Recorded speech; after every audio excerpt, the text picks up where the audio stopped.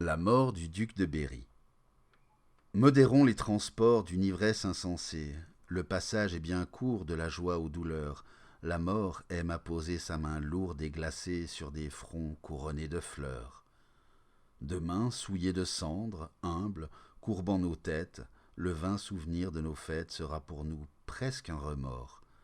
Nos jeux seront suivis des pompes sépulcrales, car chez nous, malheureux, l'hymne des Saturnales sert de prélude au chant des morts. Fuis les banquets, fais trêve à ton joyeux délire, Paris, triste cité, détourne tes regards vers le cirque où l'on voit aux accords de la lyre s'unir les prestiges des arts. Cœurs, interrompez-vous, cessez, danse légère, qu'on change en torches funéraires ces feux purs, ces brillants flambeaux. Dans cette enceinte, auprès d'une couche sanglante, j'entends un prêtre saint dont la voix chancelante dit la prière des tombeaux.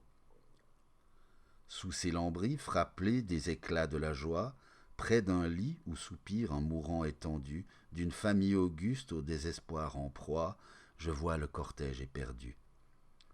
C'est un père à genoux, c'est un frère en alarme, une sœur qui n'a point de larmes pour calmer ses sombres douleurs, car ces affreux revers ont, dès son plus jeune âge, dans ses yeux, enflammés d'un si mâle courage, tari la source de ses pleurs.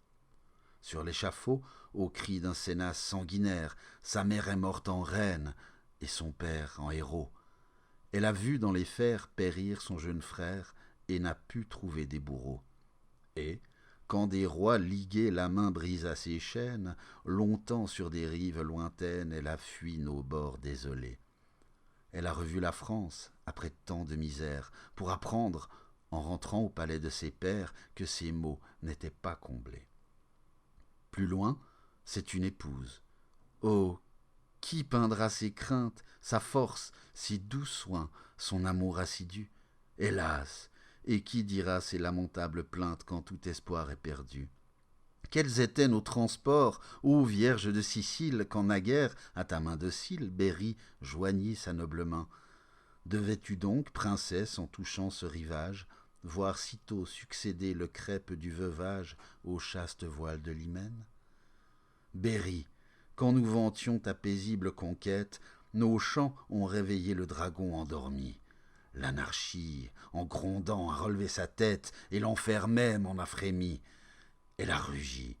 Soudain, du milieu des ténèbres, Clément poussa des cris funèbres. Ravaillac agita ses fers. Et le monstre, étendant ses deux ailes livides, aux applaudissements des ombres régicides, s'envola du fond des enfers. Le démon, vers nos bords tournant son vol funeste, voulut, brisant ses lys qu'il flétrit tant de fois, épuiser d'un seul coup le déplorable reste d'un sang trop fertile en bon roi. Longtemps le sbire obscur qu'il arma pour son crime, rêveur autour de la victime, promena ses affreux loisirs. Enfin, le ciel permet que son vœu s'accomplisse. Pleurons tous, car le meurtre a choisi pour complice le tumulte de nos plaisirs. Le fer brille, un cri part. Guerriers, volez aux armes! C'en est fait, la duchesse accourt en pâlissant. Son bras soutient Berry qu'elle arrose de larmes et qui l'inonde de son sang. Dressez un lit funèbre. Est-il quelque espérance? Hélas, un lugubre silence a condamné son triste époux. Assistez-le, madame, en ce moment horrible. Les soins cruels de l'art le rendront plus terrible, les vôtres le rendront plus doux. Monarque en cheveux blancs, hâte-toi, le temps presse, un Bourbon va rentrer au sein de ses aïeux. Viens, accours vers ce fils, l'espoir de ta vieillesse, car ta main doit fermer ses yeux. Il a béni sa fille à son amour ravi, puis, des vanités de sa vie, il proclame un noble abandon. Vivant, il pardonna ses maux à la patrie, et son dernier soupir, digne du Dieu qu'il prie, est encore un cri de pardon. Mort sublime, ô regret, vois sa grande âme et pleure, porte au ciel tes clameurs, ô peuple désolé. Tu l'as trop peu connu, c'est à sa dernière heure que le héros s'est révélé. pour consoler la veuve, apporter l'orpheline, donner sa fille à Caroline, la nature encore a ses droits. Mais, quand périt l'espoir d'une tige féconde, qui pourra consoler, dans sa terreur profonde, la France, veuve de ses rois? À l'horrible récit, quels cris expiatoires vont pousser nos guerriers, fameux par leur valeur? L'Europe qu'ébranlait le bruit de leur victoire va retentir de leur douleur. Mais toi, que diras-tu, chère et noble Vendée, si longtemps de sang inondée? Tes regrets seront superflus, et tu seras semblable à la mère accablée qui s'assied sur sa couche et pleure inconsolée parce que son enfant n'est plus. Bientôt, vers Saint-Denis, désertant nos murailles, au bruit sourd des clairons, peuple, prêtres, soldats, nous suivrons à pas lents le char des funérailles entouré des chars des combats.